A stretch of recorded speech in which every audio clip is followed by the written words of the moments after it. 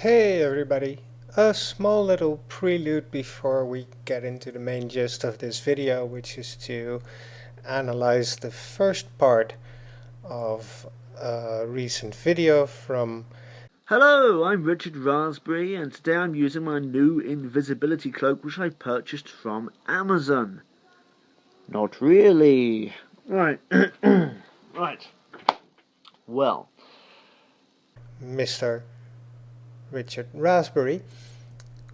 The video titled Atheist Alex Gets His Knickers in a Twist is that I'll respectfully decline to comment on part 2 and 3 of this video and keep it at the first part. Mainly because I'm neither Dr. Hunt nor Alex Button. three things. One, I need to re-explain something because so many atheists just did not get this point. In fact, I'll start with that, okay? This is a blue pen. It's made from basic materials, compounds of elements found in nature. Okay? So, first of all, acknowledge this is a man-made artifact. Now obviously I don't have any problem granting that it's a man-made object, but first, for our members of the audience, I'm going to play this little other clip, courtesy from Shane Killian. I have an object right here in my hand that will make you quake in your boots. The object of your pain that takes your precious status delusion and stomps on it, tears it to shreds, and flushes down the toilet. It's right here. Get ready to quake. It's a pencil!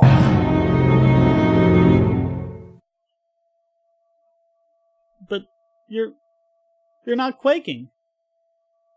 Why are you not quaking? You're supposed to be quaking, but I'm sensing a distinct lack of quakage.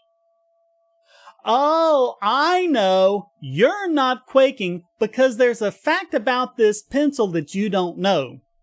That if you did, would cause all of these status claims to fall apart. And that fact is this.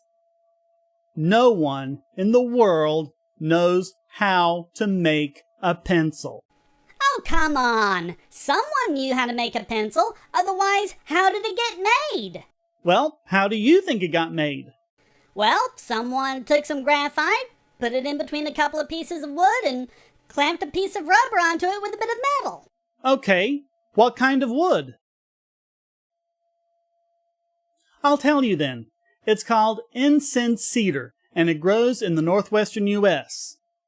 So do you know how the cedar is cut, shaped, pressure treated? And incense cedar is white. It's colored for pencils because people like the looks of it. Unfortunately, it doesn't really work as an excerpt because it's a couple of minutes long. It's linked in the description below, and I think the bigger point will still stand out with just taking an excerpt from the conclusion. Regardless, I'm bringing it up because a pencil was seemingly even more simple as a biro, or if you're from a different side of the pond, pen. His video is titled Top Down versus Bottom Up, and he's contrasting things from statism as well as theism. Engines and tires and steering wheels and seats and... Okay, I get the idea. Do you? You also need to realize that a lot of people whose time, labor, and ingenuity went into all of the things that go into making a pencil are long dead. The people who invented the technology, developed the processes, today's engineers and designers are just standing on their shoulders. Okay, yeah, But nothing! You've also got the developments that people made, not just independently of making pencils, like making trucks and things like that, but things that happened because pencils were being made. Pencils used to be made out of eastern red cedar. Who was it that figured out incense cedar was better? And how? For that matter, the lead in the pencil is called that because it used to be made of lead.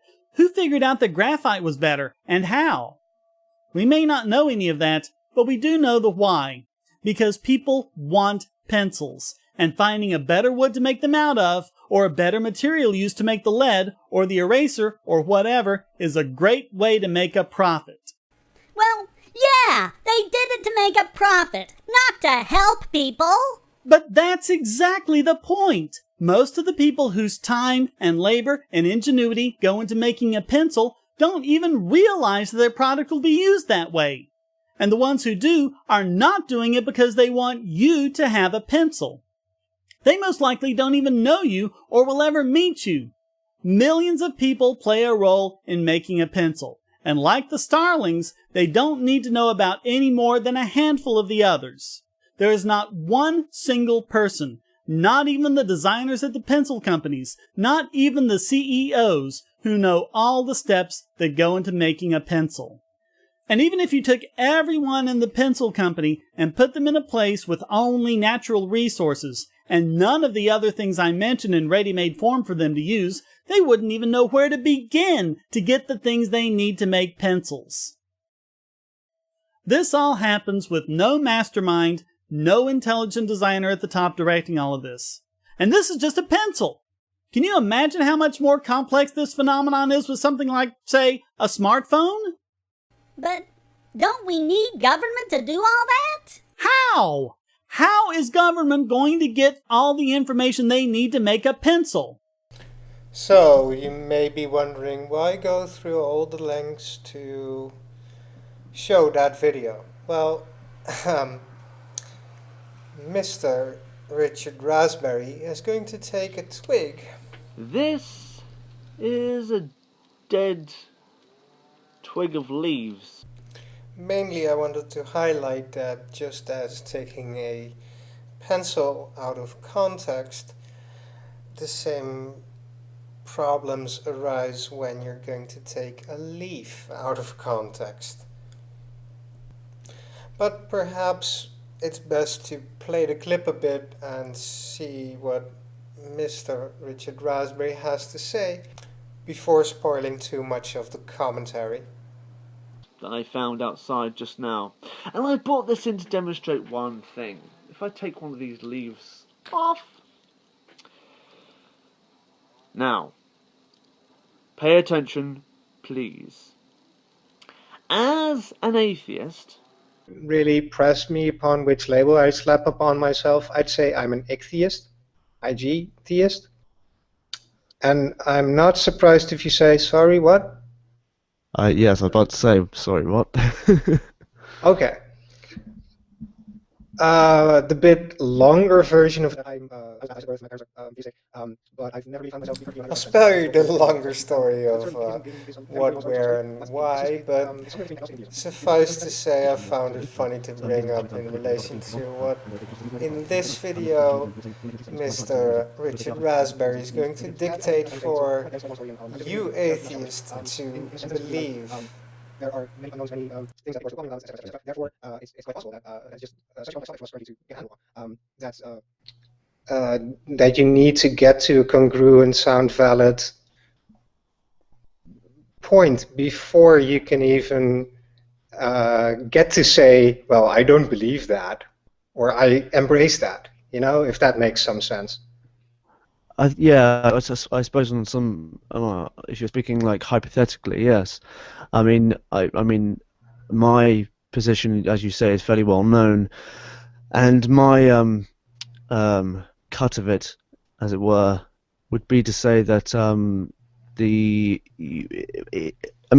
all comes down to choice. you believe that you are a product of nature. Not just that, add to that the ingredient that you believe you are the product of nature, but nature, you believe, has no intelligence behind it. You don't believe there's a God. You don't believe there's a creator. You don't believe in the sovereignty of Jesus Christ. You don't believe in the truth of his word. You believe nature came about by itself. But here's the thing. This has the same intelligence as you do. This has the same intelligence as you do. Why? Because this, you acknowledge, requires intelligence to make. Whereas this, you believe, faithfully I might add,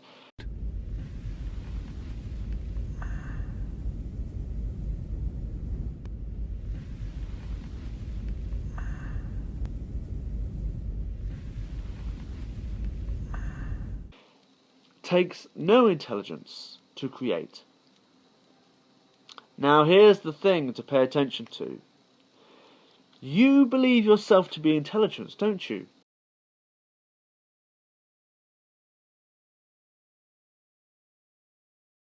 Mr. Atheist. Yes, you do. Coochie coo.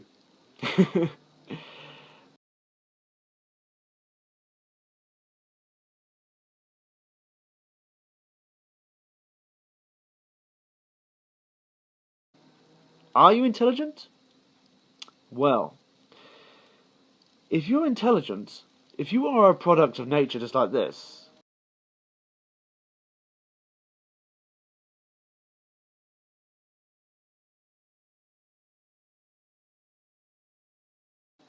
but you have some intelligence, whereas this has supposed to have had no intelligence in its formation, in its creation. This is just an accident that created this, you know?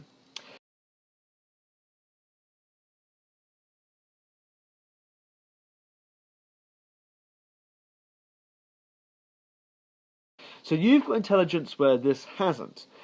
But you can't even create one of these. What, do you live under a rock?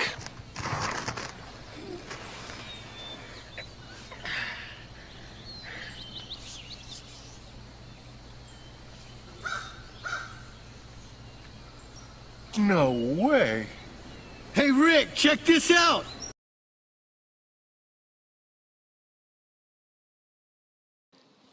Man can make these, and this you acknowledge is a product of mindful intelligence.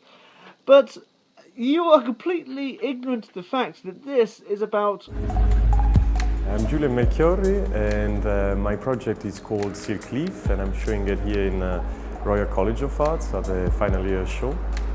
Silk Leaf is the first man-made biological leaf.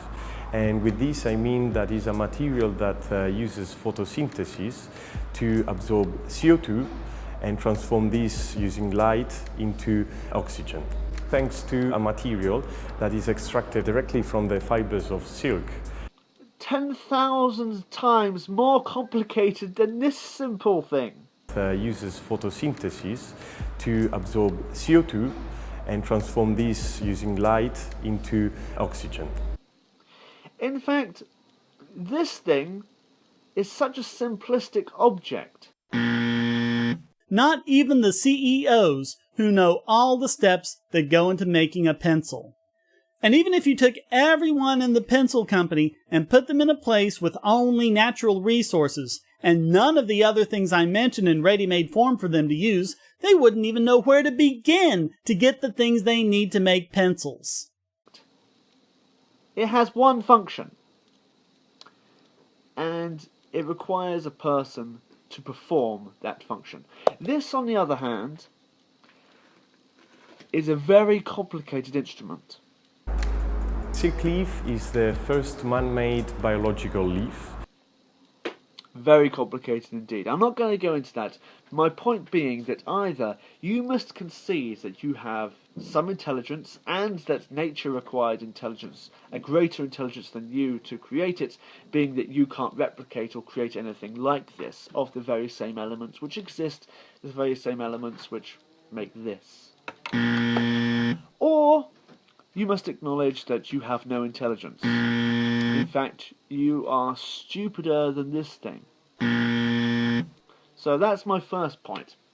My second point is, you said in your video, Alex Bottom, This all happens with no mastermind, no intelligent designer at the top directing all of this. And this is just a pencil. Can you imagine how much more complex this phenomenon is with something like, say, a smartphone?